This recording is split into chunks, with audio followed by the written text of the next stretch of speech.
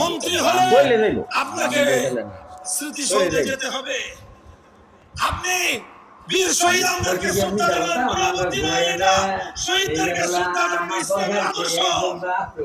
শহীদদের প্রতি শ্রদ্ধা জ্ঞাপন করা, শহীদদের স্মৃতিকে আমলিন করে রাখা, শহীদদের স্মৃতিকে চিরজাগরুক করে রাখা, এটা আল্লাহর কোরআনের আদর্শ।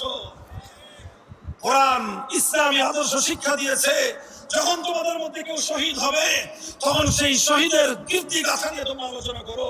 হাদিসের পাতায় পাতায় পাবেন আল্লাহর পয়গম্বরের সামনে সাহাবায়ে কেরাম তাদের পূর্বপুরুষ যারা আল্লাহর দ্বীনের জন্য জীবন দিয়েছে তাদের কীর্তি গাথা আলোচনা করতেন। আল্লাহর নবী আবেগ নিয়ে সেই কীর্তি গাথা শুনতেন।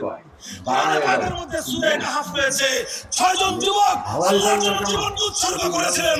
আল্লাহ বলেছেন, ইতিহাস আলোচনা করেছেন সেই 6 যুবকের